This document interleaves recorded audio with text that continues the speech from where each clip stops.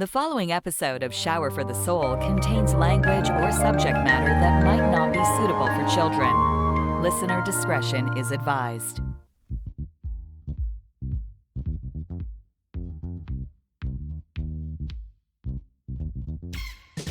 Welcome to Shower for the Soul, a podcast where we explore today's issues affecting our mental health and well-being. It's all about life, health, and wealth, and us. Grab a chair and a spot around the table, and let's start sharing. Now, here's our host, Shane Fame Alexander.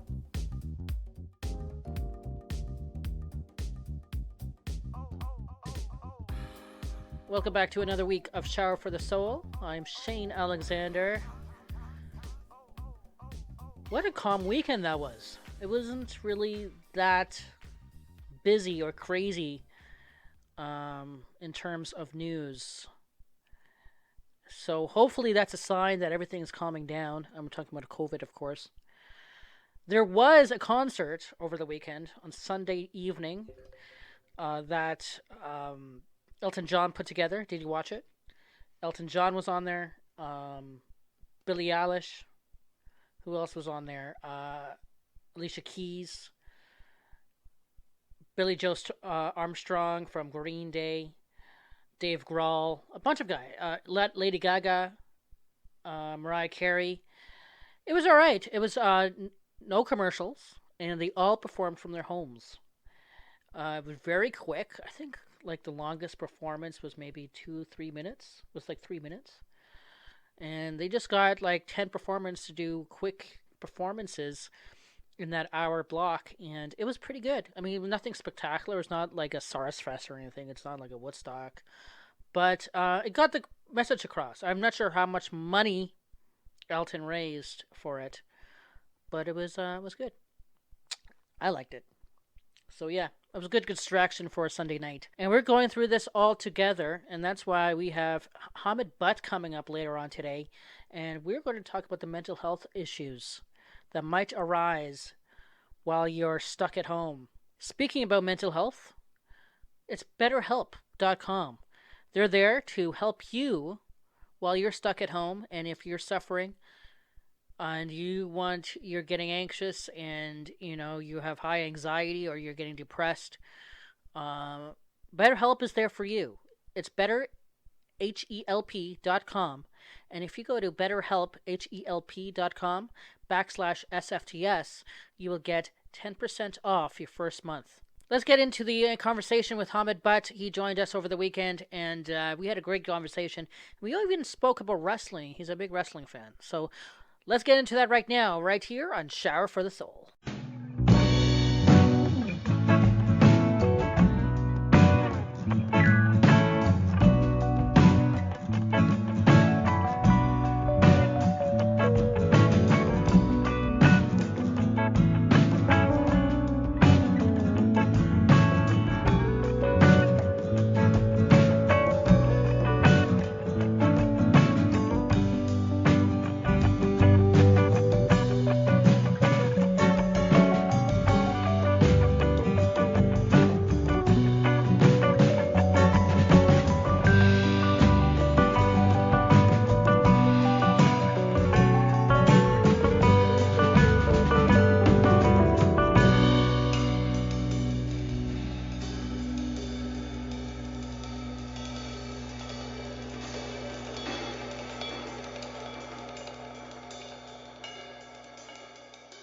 Thank you for joining us, Hamid Butt.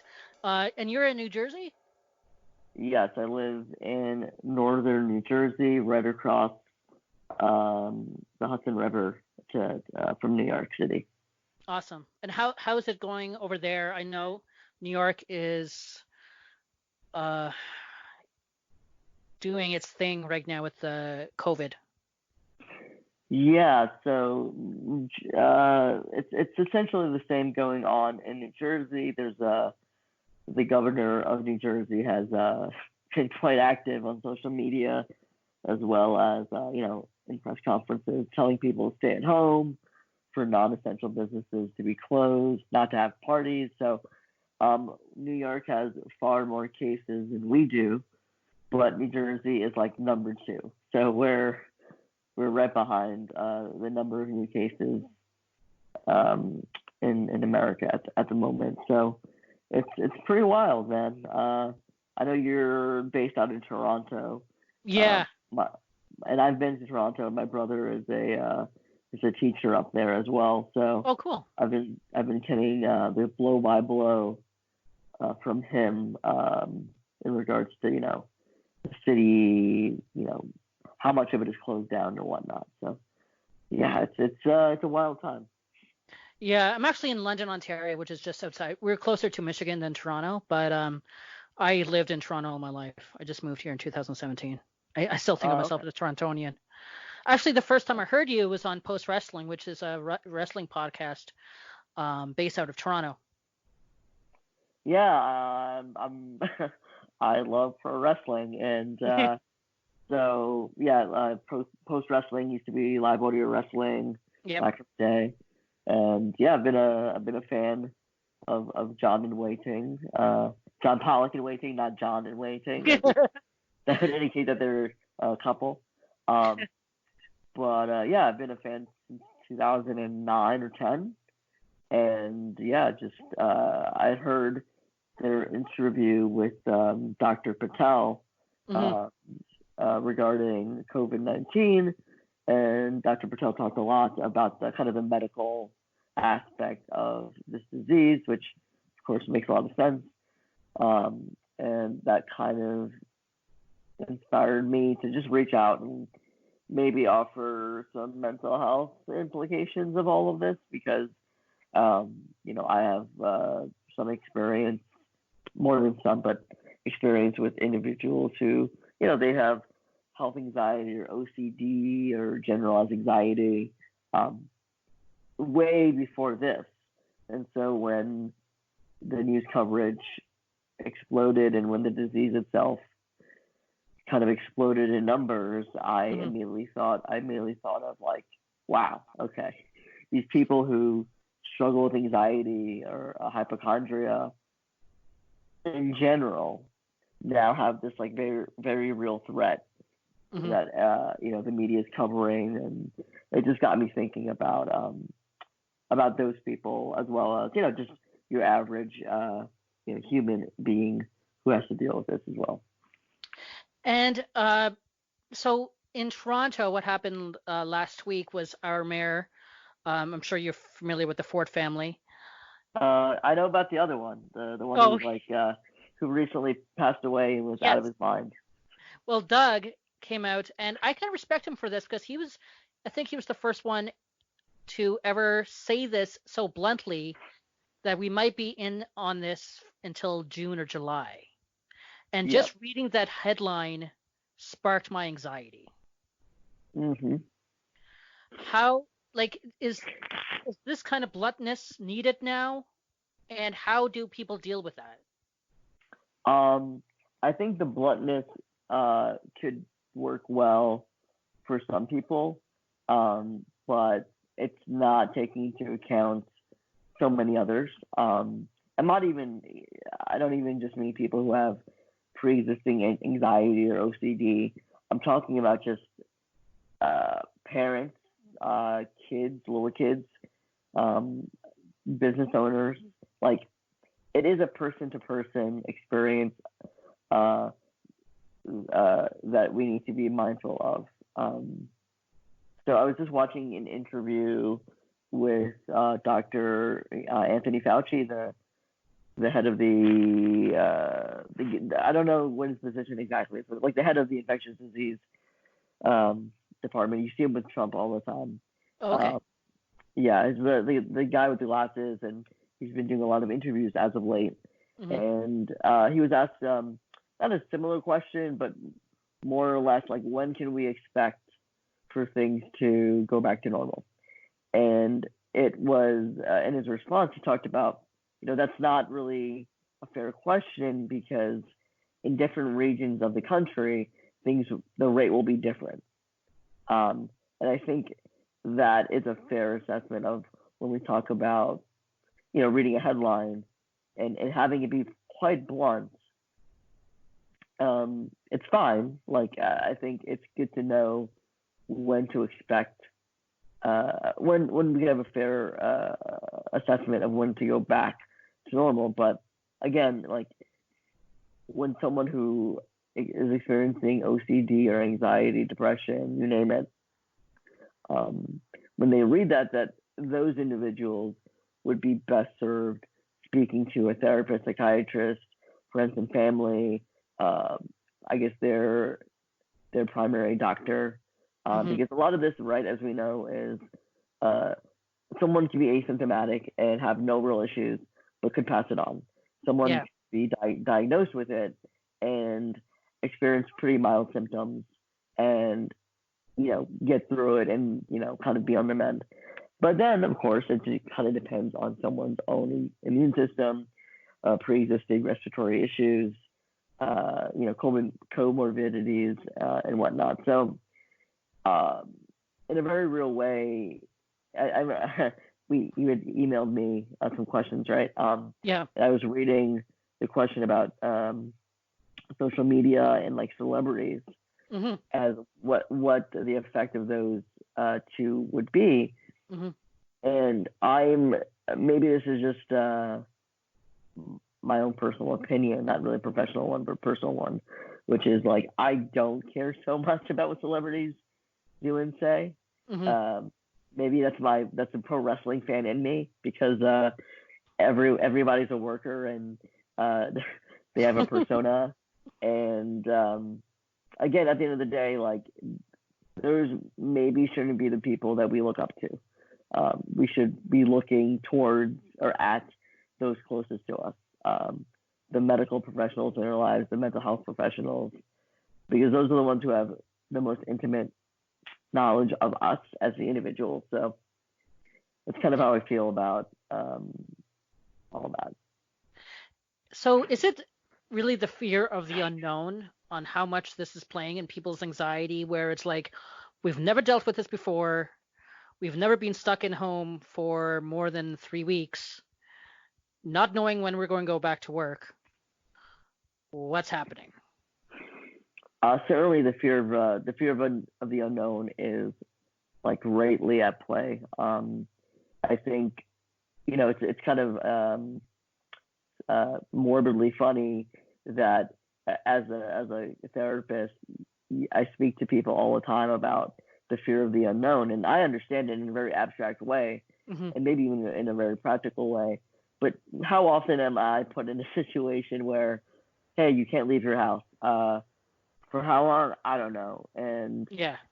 you need to wash your hands all the time, and if you touch something, make sure it's clean or you clean yourself after.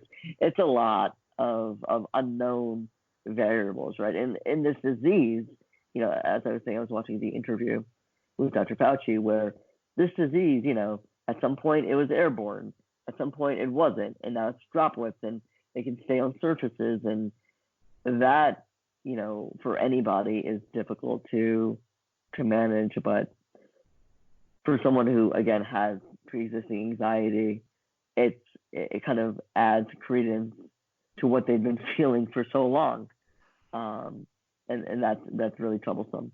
The fear of the unknown. Maybe that's why what's the mayor's name? Doug Ford, yeah. Doug Ford, yeah. In some respects, it's good for him to say, yeah, this is going to be longer than you think it is. But the concern is, what if it's beyond June or July, right? Yeah. I know you live up in Canada. In New Jersey, in about eight years ago, during Hurricane Sandy, which in some respects it lasted for years, but in certain parts of the state, the recovery was maybe a couple of weeks, 3 weeks maybe, before we could go back to work and whatnot. But I remember I was 24 at the time, like every day felt the same. You'd go to bed really early. You couldn't go to work, but you could socialize, right? No one was telling you to stay at home and socially distance. If anything, it was like, hey, you know, you can go out, you can hang out with people. You can't really go to work because businesses have been, have been damaged and whatnot. But the fear of the unknown there was a little bit more because you weren't fighting a disease, right? It was a little bit more that you could put a time on it. It made much more sense to put a time on it. With this disease, there is no time, and I've heard Dr. Fauci say, like, we don't give the virus a timetable. The timetable gives us the virus gives us the timetable. Mm-hmm. So now how is it really affecting the different generations? So you have a child who can't go to school. You have young adults who might be in college and might not be able to finish the semester. Then you have, the parents who are trying to be parents and try to comfort their kids or the young adults in college, but then also having to think about them going to work and feeding the family and their own set of emotions. Sure, it's a good question. Certainly, any individual who has someone who is an elderly person in their family, I think, is very much feeling this in very depressing ways. Because the big part of the disease, as you know, is those who are elderly or those who have these like pre-existing conditions, they're much more susceptible to getting really sick and possibly passing away. So that's such an added stress on the family of the elderly person or the sick person, and of course for the elderly person, like being confronted with, hey, this might really knock you on your ass essentially, and that is it's really difficult to say, right? Mm-hmm. The question also, you asked about children, young adults. What we know, of course, is that statistically speaking, younger people and children are doing slightly better in terms of getting ill and recovering, but we know that's not 100% true. When I speak to my clients who are young adults and children, they're worried. I've not met someone who wasn't worried. The extent to which they are worried, that is kind of person to person. It just depends on their temperament, depends on their family, depends on their trust of media coverage. Yeah. Yeah, that's a big part of this that I hope we get into. Is if you distrust media for whatever reason, hearing them discuss this COVID-19, you're going to be skeptical. So, and there's a lot of risk to that. So as for parents, yes. So go on. I was just saying, as for parents, you can imagine the toll it takes on them, needing to raise a family, have an income come in, childcare, bills, all that. I think we're probably around the same age, so we both probably have bills and rent to pay, and the notion that we wouldn't be able to make ends meet is really troublesome and would only add to the stress in the family system. Yeah. If your parent is working or not working, but certainly their income is a lot less, or at least a lot less reliable, you're going to see an increase in, honestly, an increase in children getting hit, spouses fighting. This is another aspect of this entire thing of social distancing and staying at home is, what if your partner is someone who isn't your abuser?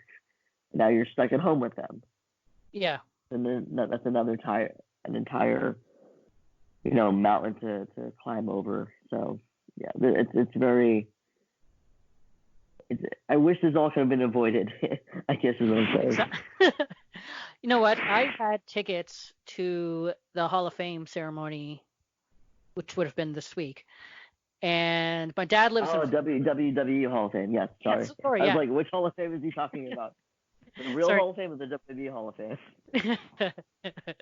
So my dad lives in Florida, so I was going to stay with him, and then we were going to just do WrestleMania week, would have been this week in Tampa. Yep. Back in late January-ish, I believe, my dad had to go to the hospital. He fainted. He was vomiting. We didn't really know what really happened. So when this started and COVID started getting more and more serious, I was like, oh, that's fine. I can, like, I'm not going to get it. I can just stay with dad and it's Mhm. not that serious. And of course, we'll touch on this later on about how we didn't know about Vince canceling WrestleMania until like 2 weeks ago. But, um, Well, he didn't cancel it. no, but like, well, You know, we'll talk well, about we that we in a can second. we'll get there in just a minute. Yeah. Yeah. But, I didn't realize until like, I think maybe 2 weeks ago when I was like, okay, my dad's not really concerned about me. He's concerned about me, but he's thinking about himself in the Hmm. sense that, and then I had to start, and then it flicked on with me where it was like, oh, this is, he's thinking that I might get him sick. Yep. Uh, and I think it's since the self quarantine has happened, people are now starting to think that. Where I forgot this video I watched last week. It's a viral thing now. Where was an elderly man saying that you have to act like you have it already. Hmm. Yeah. I mean, by the way, was that a play on words or just a I happenstance? didn't realize that. That's cool. Um, yeah, I think I've not seen that video of the elderly person, but I know that I've gone under the assumption that I probably have it. If I don't, cool, but I probably do. And again, sort of similar story of like, I think a lot of people have felt this way or had this experience where they were sick a few weeks ago or maybe a month ago, Hmm. and it went away. It was not too dissimilar to like a flu or fever that you would normally get, but it didn't last that long and they went away. I've heard people who've gone to the doctor, um, where the doctor's like, well, this isn't a flu. We really don't know what it is. So there's a chance like these numbers that we're seeing in the news that keep going up and up and up might be a little misleading in the sense of are more people getting infected or are they getting tested? And I'm hoping that it's more the latter than the former, of course, that we just have more tests and more people are aware, so therefore they're getting tested, and that's why you're seeing the numbers go up.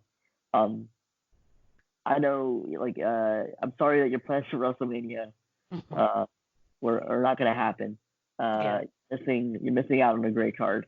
Um, I'm being sarcastic, but my parents are in their late 60s and 70s, and of course I haven't seen them in person, and probably since the beginning of the month. Hmm. Uh, so like that's a stressor, right? That's a toll on parents to not be able to see their kids, and vice versa. Um, and I think with the older generation, I don't know if I can't speak for your family, but I know for my family, getting them to do anything that might be in their best interest is really difficult. Uh, they come from a time where maybe they've gone through hardships and this isn't that big of a deal. They've been through worse, but you have to do your best to convince them to stay home, stay hydrated, limit social contact, and if they feel sick, just rest. Um, it's really difficult to get them to do that, but it's our job as their kids, right? They take care of us, we take care of them. Yeah. And you said you haven't seen your parents. Now, a lot of these Zooms and Skype uh, get-togethers are becoming the norm now. How is that going to help remedy this situation, or how is it helping? I think it's helping. It's definitely certainly helping. At least in my experience, is it helping? I don't. I've never been in a Zoom chat and talked about, man, this is like bullshit. This is all a Hmm. hoax, right? No one's saying that. It's really mostly like, man, this is crazy. How it's affected people. It's checking in on friends to see if they need anything. That's certainly happened in my conversations on Zoom or Skype or FaceTime, where you know we're in a time period where it's really important to ask our friends and family like how they're doing, if they need anything, are they lacking supplies? Because so many people are lacking supplies. Hmm. Um, I know I spoke to a friend yesterday who, as I was speaking to them, she had mentioned, oh yeah, her boyfriend was on his way with like paper towels and toilet paper and whatever else. And I think it's actually kind of important to remember to note that this one friend of mine had recently broken her ankle. Oh, So I mean, she's in a socially distance anyways, but she definitely can't go outside and shop for herself, oh right? yeah. So Okay. that gets me to think about all those people who are, have an injury or are confined to a wheelchair or can't move. Um, like, what about those people, right? How are they handling all this? And again, it's that person to person checking in and asking how they're feeling. It might become routine after a while because if we're doing it every day, like, are we genuine with it? But certainly checking in and asking and helping out is great. And I think FaceTime, Skype, and Zoom have been wonderful. I wish I would have invested in Zoom like 6 months ago. Hmm. Uh, I would have been making a killing at this point. But Yeah. it's really helpful. And for me as a counselor, transitioning to teletherapy has been, like, it's not been completely seamless, but it's been quite awesome and effective, and it's allowed me to, yes, make money, but more importantly, keep whatever therapeutic relationship and work I've been doing with my clients going forward toward during this pandemic. And just before I forget, um, when I spoke to Wei and John about a week ago, I had said something like health insurance companies, some were covering teletherapy and some were not. Most notably, Medicaid and Medicare in the States. And since probably by the time I finished that call, it was relayed to me that Medicaid and Medicare are covering teletherapy, Oh, which is good. So at least during this pandemic, they're going to cover it. Um, I know health insurance companies in the states, like, I don't know how you guys have a national system. We like Aetna, Horizon, different Blue Cross, Blue Shield plans in the country have decided to waive copays for mental health, teletherapy, mental health until I think sometime in June. So that's very positive to hear. that's amazing. And you were talking about the media. It's really hard to find out what's really true and really false. And most of the time, people are looking at the false news than the true news. How do you separate yourself from believing the hype and not believing the hype? So I definitely do recommend, and this is something I follow, is I don't watch cable news.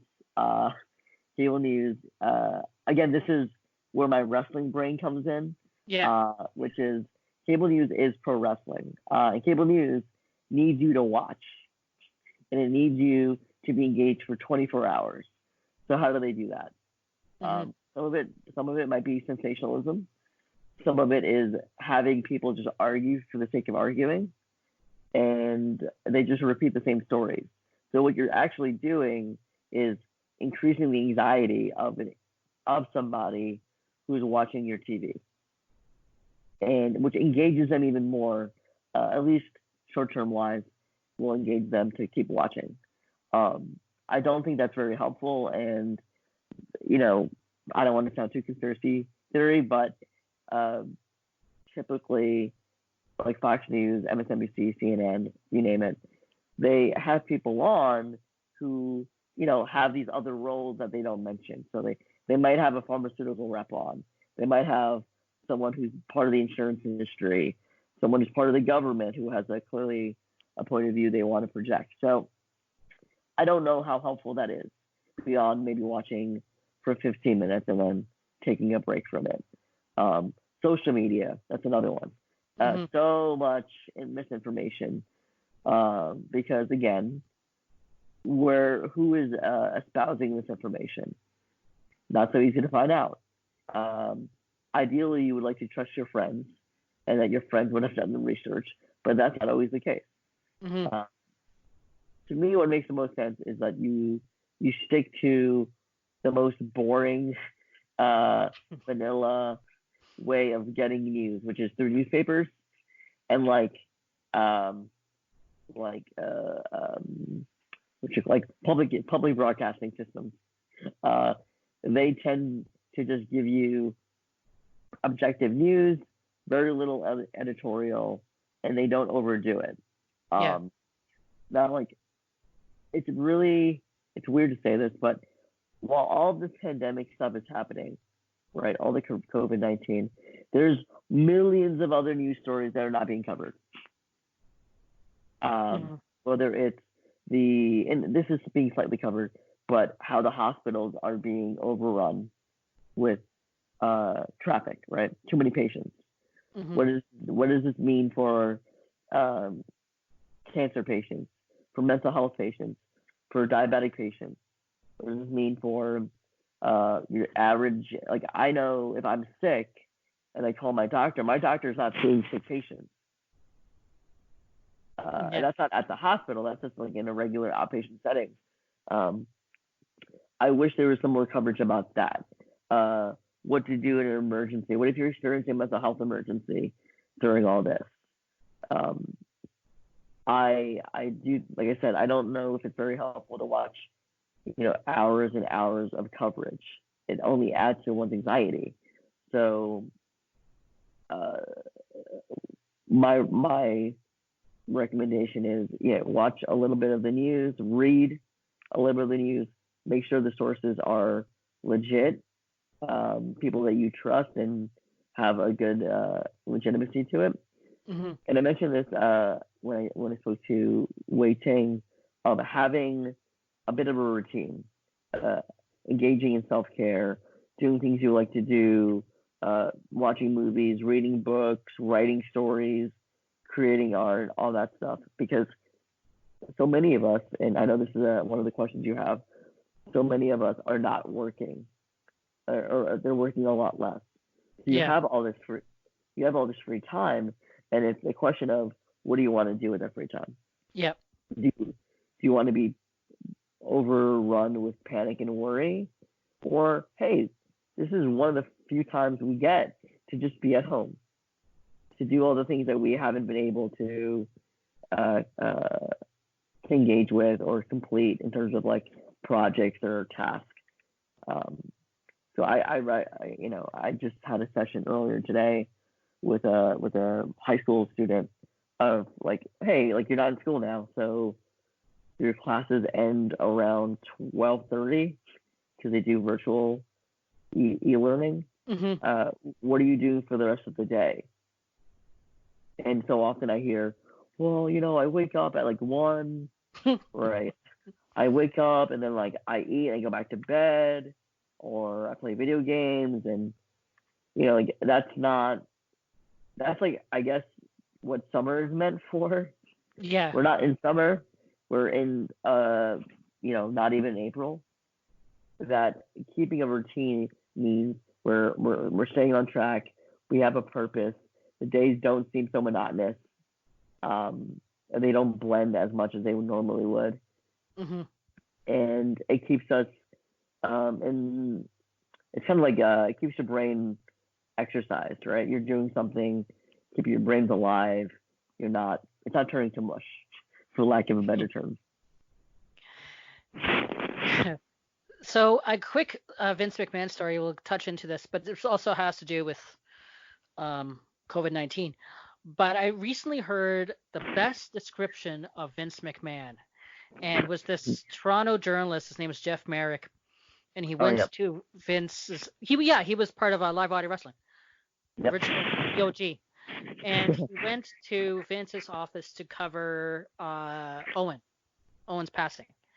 And the night before, Hogan had been on CNN demolishing Vince, brother, on everything that was happening.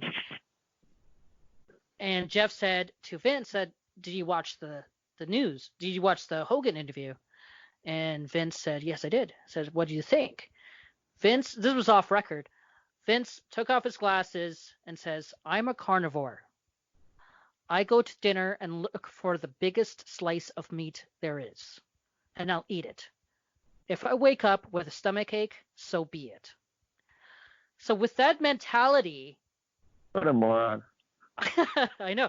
So that makes sense of how he kept the show going on with Owen, how he did the Saudi Arabia shows, and now this. Is this a good example for other big businesses to say, yeah, let's do it like Vince McMahon, who is a so-called billionaire, and just keep on going? Because I believe, and that's why I told my dad recently about this. Before WrestleMania ended up being pre-taped and too big for 2 days, for one night. Sorry. That Vince genuinely believes that him putting on a show will help the viewers in this whole crisis. That his wrestling company will help distract the world from what's going on in the real world. So Vince McMahon is a little disconnected from reality. Don't know if you know, but I know. Yeah. Have been. I know you know. I'm gonna just. This is gonna be so fun for people who don't watch wrestling. I've watched his show for most of my life, and in the last, it's 2020, in the last 13 years, probably longer, he's been unable to craft or create a star, multiple stars, okay?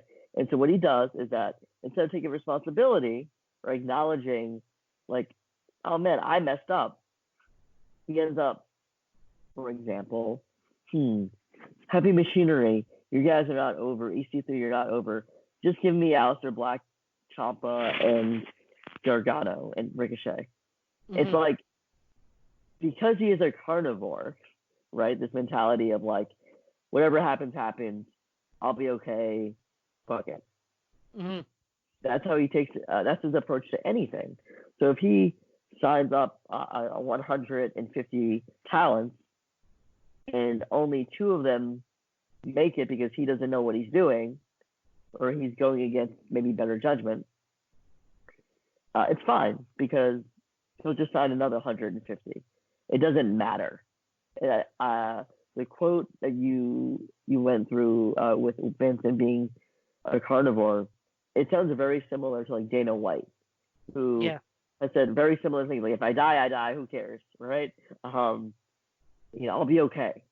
And it's, there's, I think part of that is being a very wealthy person, and being essentially, like, what ramifications has Vince really faced for Owen's death, for the Benoit stuff, for Eddie? There's, there's coverage, but then the coverage goes away and nothing really changes. Saudi Arabia, same idea. Where, people unsubscribe from the network, right, and they lost money on the network, but Fox and USA decided to sign them to billion-dollar deals. What did he really learn? Not much. And in a very real way, like, in my work, that's what I say to parents, right? Is you want your kid to not act out, but where's the reward of punishment? Like, you ended up giving in So then the kid learns it's not that big of a deal. I can continue doing this. Yeah. So they never And actually change. and there's no, and I mean, what Roman Reigns is doing and backing out, same with Miz. And I'm hearing a rumor about the Usos also are going to be backing out. That not every employee can do that. Best Buy employee can't say, no, I choose not to go to work today because of this. They're not Roman Reigns. Thank you for mentioning that, because you said, you had asked, like, should other businesses be looking at this as, like, what to do? And the answer is no, they shouldn't even be looking at this the way that they do, because how many of, I know I can speak for myself, so many of other therapists, the people that I'm friends with who are not therapists, who feel like, why, like, I'm being brought into work because I'm quote unquote essential, but I'm not even really doing anything because where are the people, right? There's no, there's no customers, there's no clients, there are no clients, and I'm putting myself at risk, right? And that's what happened with the Miz and the Usos and Roman and whoever else. It's like these business owners, these people in administration, I guess, in offices, they don't have the same level of risk as their employees. And, I don't want to get into like a whole union conversation about pro wrestling or MMA, but they are never at risk, right? They're kind of Teflon. Financially, they're Teflon. Obviously, physically, they're Teflon. They're not going into the ring. They're not getting the same injuries or illnesses as their talent. So, no, I don't think other companies should follow the WWE or UFC model. What about after COVID? Will there be any aftershocks to what has caused us now? I think if we're talking strictly about the mental health part of it, as I've been in the field and worked with people, I've learned that everyone experiences things differently, but specifically that this might be a very traumatic next few weeks or months for individuals, right? They tell people to stay at home. Well, if you stay at home with an abuser, that's terrible. If you have, if you're a single parent household and you need to pay rent and you can't because of work, that's going to be very stressful and traumatic. The kids of those parents who may be aware and may not be aware. For those who are aware, there's mental health implications of that. And they may remember that for years and years and years. Health-wise, of course, what I'm particularly, I guess, concerned about, because I don't think there's not been enough time. Can people contract the virus, get over the virus, and get infected again? And if they do get infected again, is it much more mild? Is it more severe? How will the virus mutate over time? Will we see another spike later on this year? So, the aftershock of the actual disease, we don't know yet. And that, again, is the fear of the unknown. Yeah. For hospitals and mental health offices, because that's where I work, we're going to see probably a lot of, how do I say this?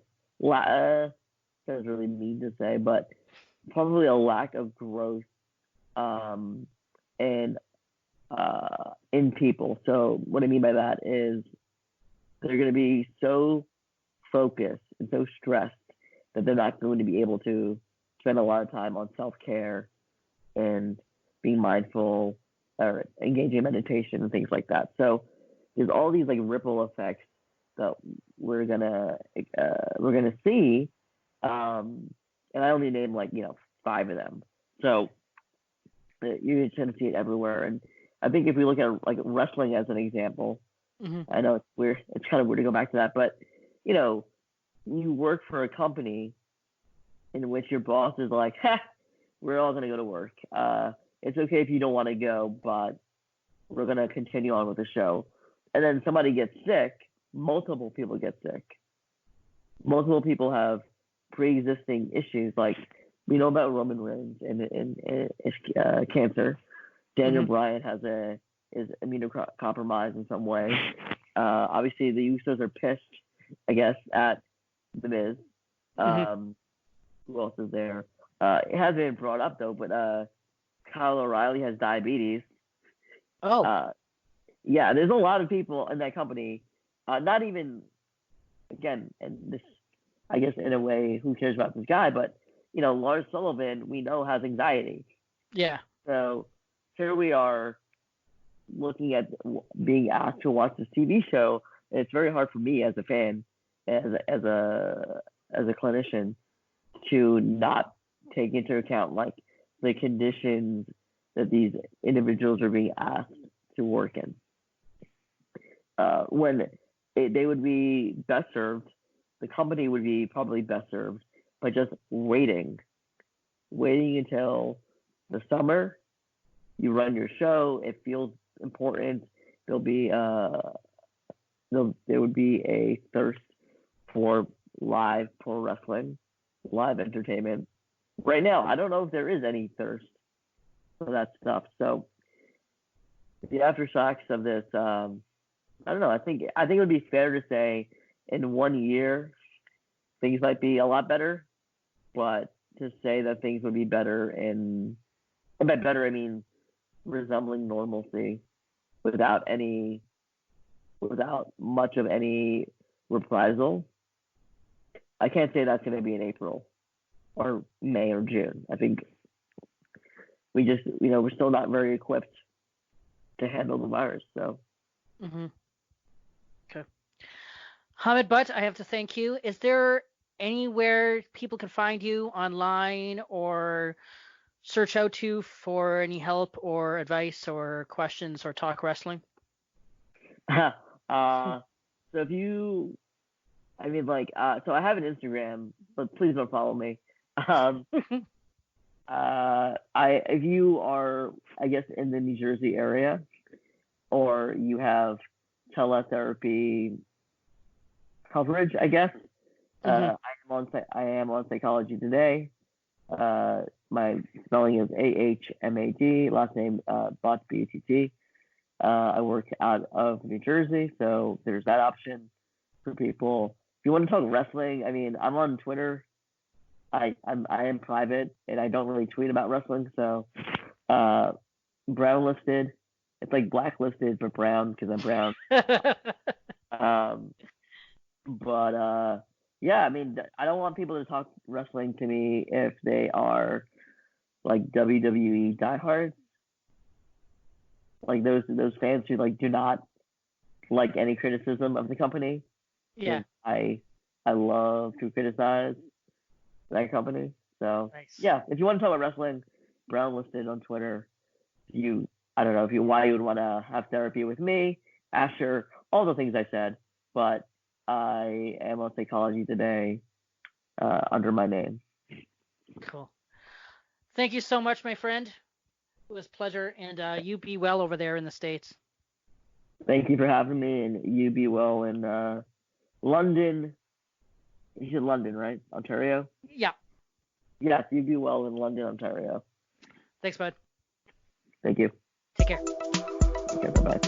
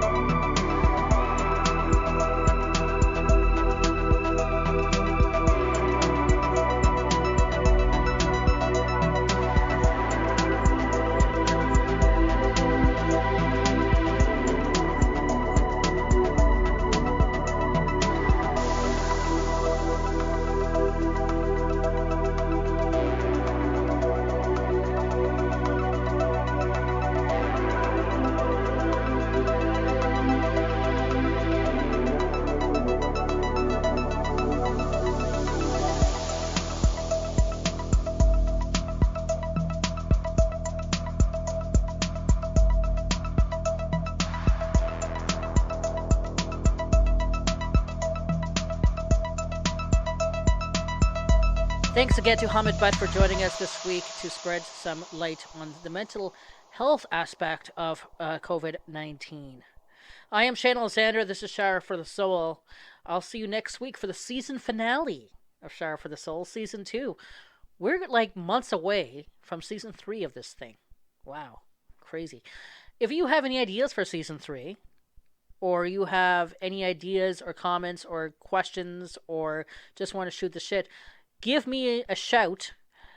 hostshane@gmail.com. That's my email. You can slide into my DMs at SFTSPodCST and ShaneFame.com to find all the links and all the articles related to episodes that you hear on your favorite podcast platform. Thank you to BetterHelp.com for letting us do the show. That's BetterHelp, HELP.com/SFTS to get 10% off your first month. I am Shane Alexander. This is Shower for the Soul. Thank you as always. Much appreciated. And I'll see you next week. Peace.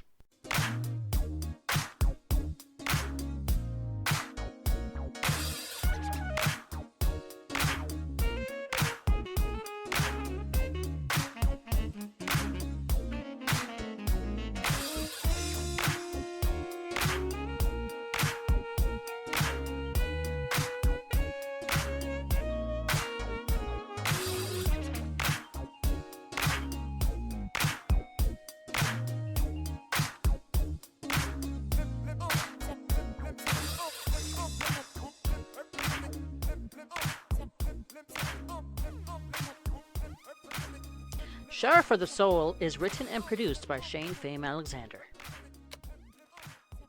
Shower for the Soul is a Fame and Friends production.